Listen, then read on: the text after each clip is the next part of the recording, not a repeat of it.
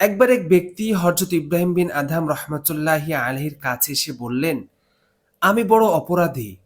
আমাকে এমন কিছু উপদেশ দিন যাতে আমি পাপাচার থেকে বিরত থাকতে পারি। হযরত ইব্রাহিম বিন আদহাম রহমাতুল্লাহি আলাইহি ওই ব্যক্তির উদ্দেশ্যে গুনাহমুক্ত জীবন যাপনের জন্য চমৎকার ৫টি উপদেশ তুলে ধরেছিলেন। প্রথম যে উপদেশ ছিল, হযরত ইব্রাহিম বিন আদহাম রহমাতুল্লাহি আলাইহি লোকটিকে বললেন, আল্লাহর দেয়া রিজিক থেকে বিরত থাকা। অন্যায় বা অপরাধ করতে ইচ্ছে করলে আল্লাহর দেয়া রিজিক থেকে কিছুই না খাওয়া। একথা শুনে লোকটি আশ্চর্য হয়ে বলল, দুনিয়ার সব রিজিকই তো মহান আল্লাহ তাআলার দেওয়া, তাহলে কি করে সম্ভব? ইব্রাহিম বিন আদম রহমতুল্লাহি আলাইহি বললেন, যদি তা সম্ভব না হয় তবে আল্লাহর দেয়া রিজিক খেয়ে কিভাবে অপরাধ করা সম্ভব? সুতরাং আল্লাহর দেয়া রিজিক খেতে হলে অবশ্যই অন্যায় বা অপরাধ ছেড়ে দেওয়া, কেননা তার দেয়া রিজিক খেয়ে তার অবদ্ধত করার কোনো সুযোগ নেই।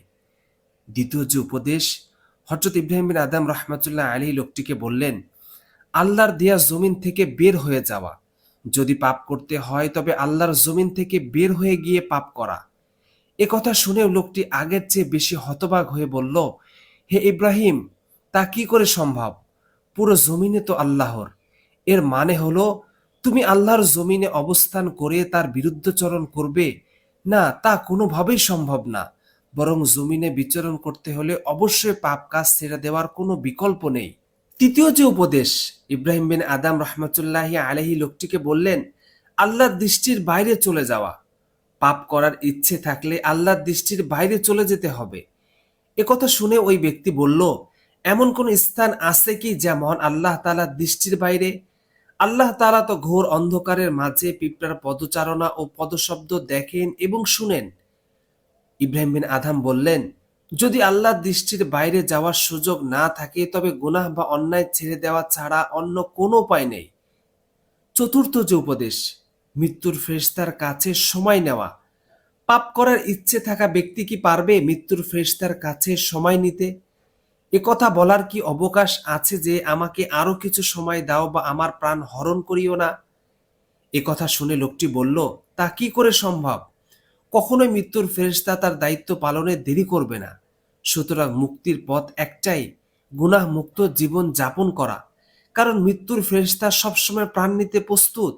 যে কোনো সময় হতে পারে মৃত্যু, তাই গুনার কাজ ছেড়ে দেওয়াই শ্রেষ্ঠ। পঞ্চম যে উপদেশ, ইব্রাহিম বিন আদম লোকটিকে বললেন, জাহান্নামের দায়িত্বে থাকা ফেরেশতা থেকে মুক্তি চাওয়া। গুনাহমুক্ত জীবন লাভে পরামর্শ চাওয়া ব্যক্তি সর্বশেষ পরামর্শ শোনা মাত্র কেঁদে উঠলেন আর বললেন, তা কি করে সম্ভব? জাহান্নামের দায়িত্বশীল ফেরেশতা কি সাজা থেকে মুক্তি দিবে?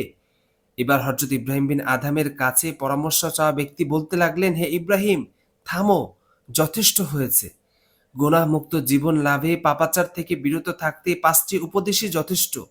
আমি তওবা করতেছি, যাতে জীবনের অন্তিম মুহূর্ত পর্যন্ত সব পাপাচার থেকে বিরত থাকতে পারি, গুনাহমুক্ত জীবন গঠন করতে পারি।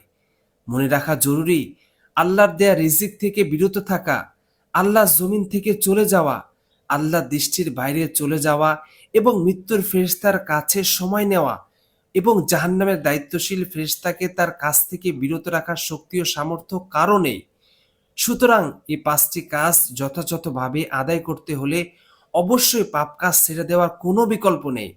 উল্লেখিত কাজগুলো যথাযথভাবে আদায়ে পাপ কাজ ছেড়ে দেওয়াই মুমিন মুসলমানের অন্যতম কাজ। এক ব্যক্তি হযরত ইব্রাহিম বিন আদহামকে জিজ্ঞেস করল, আমরা আল্লাহ তাআলার দরবারে এত মোনাজাত করি, অথচ তিনি দোয়া কবুল করেন না কেন? এর কারণ কি? ইব্রাহিম বিন আদহাম বললেন, এর কারণ শুনো, আল্লাহ তাআলাকে তোমরা খুব চিনো এবং জানো, অথচ তার হুকুম পালন করো না। রাসূলুল্লাহ সাল্লাল্লাহু আলাইহি সাল্লামকে জানো এবং বিশ্বাস করো, অথচ তার তাবেদারি করো না। কোরআন শরীফ পড়ো, অথচ তার উপরে আমল করো না।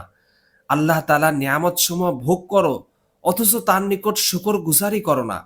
নেককারদের জন্য বেহেশত প্রস্তুত বলে জানো, তথাপি তার তালাশ করো না। তোমরা এও জানো যে গুনাহগারদের জন্যই দোজখের উপাদান প্রস্তুত, তথাপি তা হতে পলায়ন করো না। শয়তান তোমাদের পরম শত্রু, এটা জেনেও তার সাথে তোমরা শত্রুতা করো না, বরং তার সাথেই বন্ধুত্ব করতে থাকো। মৃত্যু যে অবশ্যই আসবে সেটা জানো, অথচ তার জন্য প্রস্তুতি নাও না।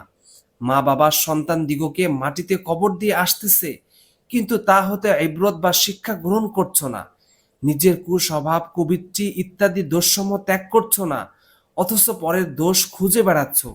এখন বলো তো, যারা এতগুলি পাপে মশগুল তাদের দোয়া কিভাবে কবুল হবে? আল্লাহ তাআলা মুসলিম উম্মাহকে তার জমিনে বিচরণ করে তার দেয়া রিজিক খেয়ে এবং তারই দৃষ্টির মধ্যে থেকে গুনাহমুক্ত জীবন যাপনের তৌফিক দান করুন। আমিন।